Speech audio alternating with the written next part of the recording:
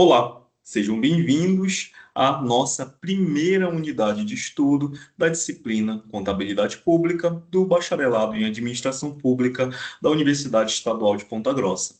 Eu sou o professor Paulo Souza e estarei aqui com vocês dando abertura à disciplina um pouco sobre a nossa unidade 1, denominada Fundamentos da Contabilidade Pública e Orçamento. Vale ressaltar, antes de tudo, que a gente precisa entender qual é o contexto da nossa primeira unidade. A nossa primeira unidade, ela tem como intuito apresentar a vocês os fundamentos da contabilidade aplicada ao setor público e quais são os principais instrumentos de planejamento e orçamento que são utilizados na administração pública brasileira. Ainda vale ressaltar que, para que vocês possam entender esses elementos, é essencial que vocês possam compreender o Estado planeja, executa, controla e presta contas das utilizações dos recursos públicos que eles arrecadam mediante todas as contribuições da sociedade para o setor público.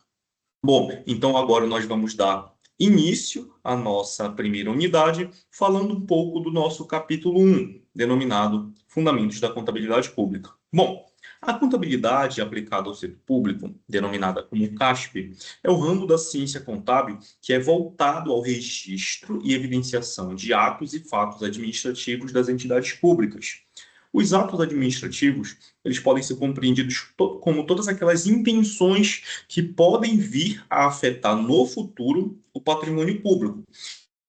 Fatos administrativos são fatos que, no momento da sua ocorrência, já afetam o patrimônio público. Ou seja, os atos não afetam naquele momento, enquanto os fatos afetam o patrimônio naquele momento. Essa é a principal distinção entre atos e fatos. Bom, o foco principal da contabilidade aplicada ao setor público não é o lucro, ou seja, obter riqueza, mas sim a adequada gestão de todo o recurso público arrecadado para que esse recurso ele possa gerar transparência, para que eu possa ter uma melhor prestação de contas desses recursos públicos, fomentando assim o controle social. Ou seja, o principal beneficiário de toda essa gestão de recurso público é a sociedade.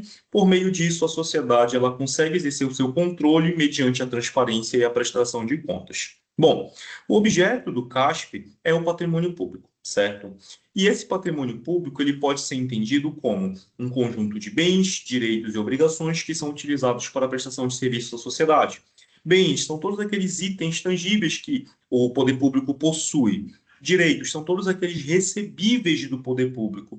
E as obrigações são todas as obrigações do poder público perante terceiros, né, que são recursos que eles devem repassar, que eles devem pagar para terceiros.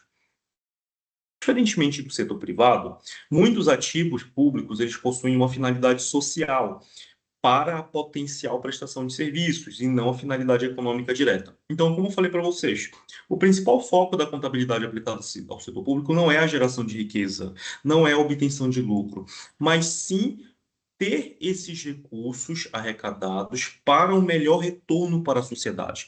Por isso que eu falo que a finalidade não é uma finalidade econômico direta, e sim a finalidade é, vamos dizer que uma potencial prestação de serviços de qualidade para a sociedade.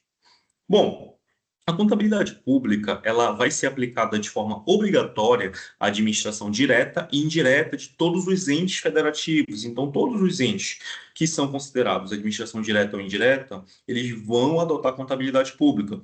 E essa administração pública direta e indireta, ela vai abranger tanto os órgãos, autarquias, fundações públicas, fundos, consórcios públicos e empresas estatais dependentes. Então, todas as entidades que trabalham com recurso advindo da sociedade, ou seja, recursos públicos, elas precisam utilizar de forma obrigatória a contabilidade pública. Bom, uma característica essencial do CASP é a coexistência de dois enfoques complementares, o enfoque orçamentário e o enfoque patrimonial, que a gente já vai detalhar um pouco mais adiante, certo?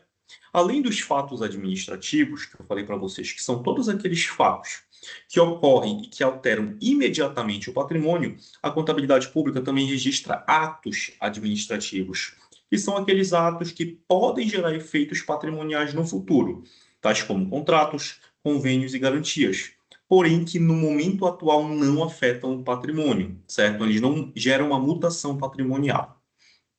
E aqui eu trago para vocês, né, o que seria o enfoque orçamentário, o enfoque patrimonial e o que seriam esses atos administrativos. Enfoque orçamentário, ele vai reconhecer receitas pelo regime de caixa, ou seja, eu só vou reconhecer receitas pelos ingressos efetivos nos cofres públicos. E as despesas vão ser reconhecidas pelo regime de competência, ou seja, a partir do momento que o ente público passa a ter obrigação legal de ter que pagar algo. Então, eu tenho receita via caixa, somente pelo ingresso, e despesa pela obrigação assumida, não pelo ingresso. Esse é o enfoque orçamentário. Já no enfoque patrimonial, eu tenho competência integral, ou seja, eu vou reconhecer receitas pelo direito adquirido de receber e vou reconhecer despesa pela obrigação de pagar, que é diferente do enfoque orçamentário. Então, essa é a principal distinção. No orçamentário, eu tenho um regime misto, que é caixa e competência, enquanto no enfoque patrimonial só tenho competência.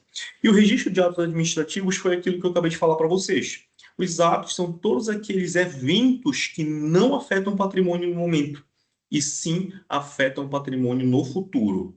Ou melhor, podem afetar o patrimônio no futuro, porque também tem a situação de não afetar esse patrimônio, ou seja, um contrato ele pode vir a não ocorrer.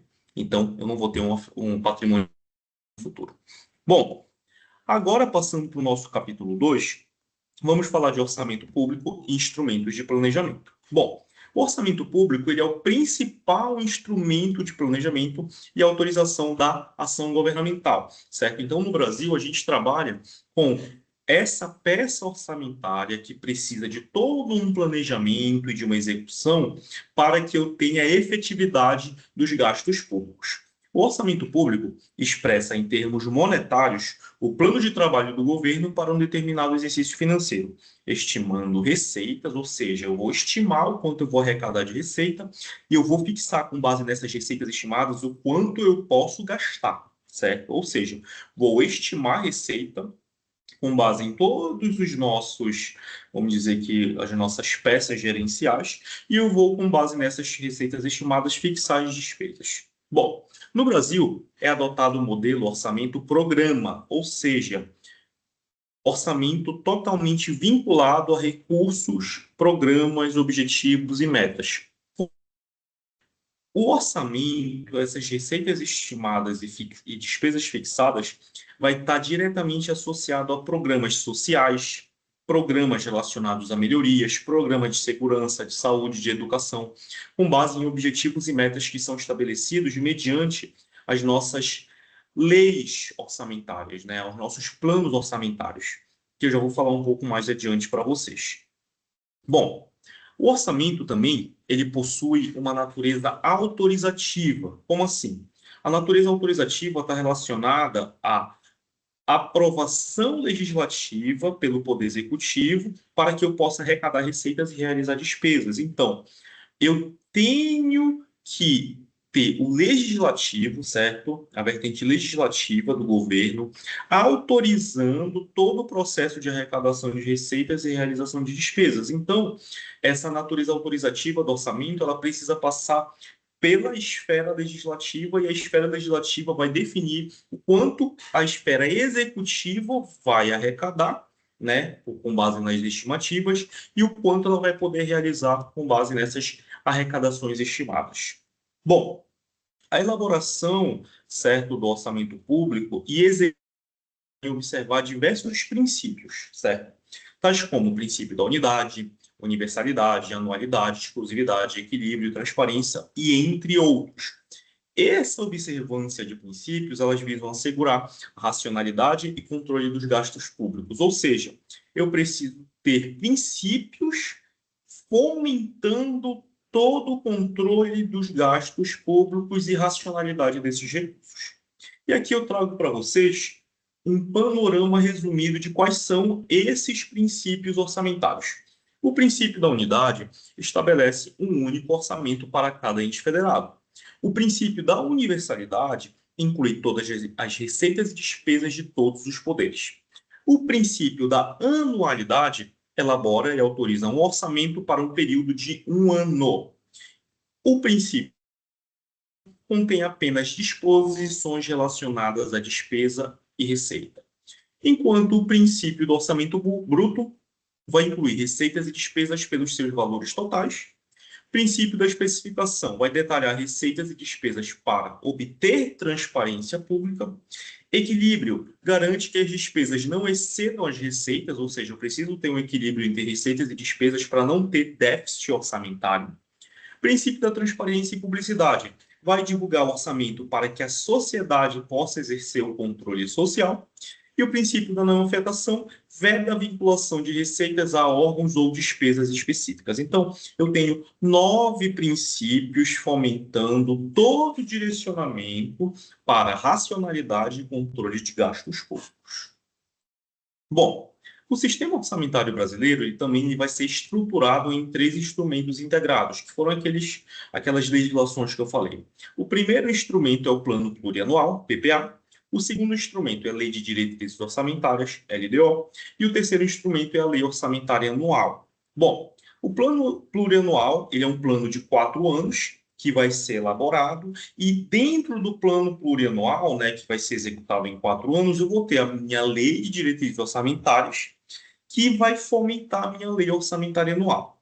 Todo esse plano orçamentário, todos esses instrumentos de PPA, LDO e LOA, eles vão abordar a previsão de receitas e a fixação de despesas, certo? Mas cada um tem as suas responsabilidades. O plano plurianual, ele vai definir diretrizes e metas de médio prazo, em um exercício de 4 anos. Enquanto a Lei das Diretrizes Orçamentárias vai estabelecer as prioridades e metas para o próximo exercício. E, por fim, a Lei Orçamentária Anual ela vai detalhar e executar todas as prioridades anuais que foram definidas na LDO no exercício. Então, são 3 peças altamente integradas e que trabalham junto para definir diretrizes e metas, estabelecer prioridades e metas e executar essas prioridades que foram estabelecidas no exercício anterior. Bom, durante a execução do orçamento, podem ocorrer alguns ajustes por meio de alguns créditos adicionais.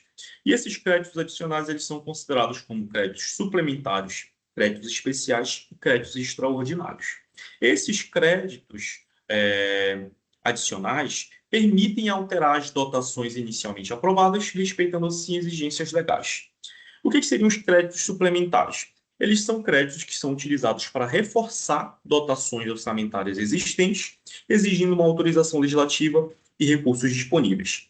Já os créditos especiais, eles são destinados a despesas sem dotação específica, necessitando de uma autorização legislativa e utilização de recursos disponíveis. Por fim, os créditos extraordinários eles são utilizados para despesas consideradas urgentes, imprevisíveis. Por exemplo, eu tive aqui uma calamidade pública, né? E eu preciso de um crédito extraordinário porque não existe uma dotação orçamentária específica para essa fatalidade, para essa particularidade. Então, levando em consideração isso, eu preciso executar um crédito adicional para uma situação específica, certo? Suplementar, especial ou extraordinário. A execução orçamentária, ela também vai envolver mecanismos de programação e descentralização orçamentária e financeira, que são considerados fundamentais para o funcionamento da administração pública e cumprimento de metas fiscais, ou seja, cumprimento das metas que foram estabelecidas dentro do Plano Plurianual, da Lei das Diretrizes Orçamentárias e da Lei Orçamentária Anual.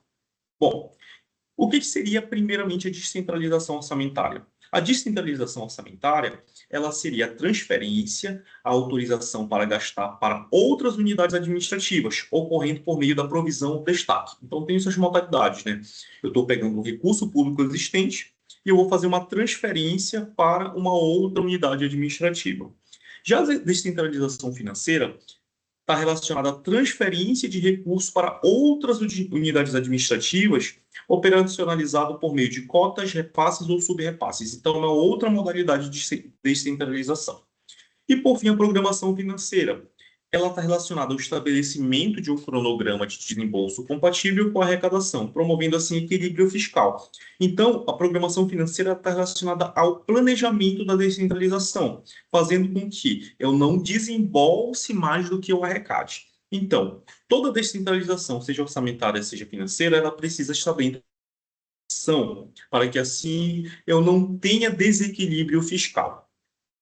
Então, pessoal, esse daqui foi uma breve revisão de toda a nossa unidade 1, que obviamente vocês têm todos os materiais de forma mais detalhada, mas essa revisão ela tem como intuito somente trazer alguns pontos importantes para que vocês possam compreender um pouco mais da unidade. Então, nesta unidade, nós apresentamos os fundamentos da contabilidade pública e qual é o papel central do orçamento público para a gestão estatal. A compreensão do patrimônio público, que eu falei para vocês, regimes orçamentários e patrimoniais, bem como dos instrumentos de planejamento, PPA, LDO e LOA, é totalmente indispensável para que vocês possam analisar como recursos públicos eles são planejados, executados e controlados e prestados à sociedade. Bom, esses conceitos eles constituem uma base considerada essencial para o estudo da receita pública, da despesa pública e do patrimônio público, bem como das demonstrações contábeis que vão ser abordadas nas próximas unidades, né? Nós temos ainda unidade 2, 3 e 4 para vocês estudarem aqui nessa disciplina. Bom, de modo geral, seria esse o conteúdo da nossa aula.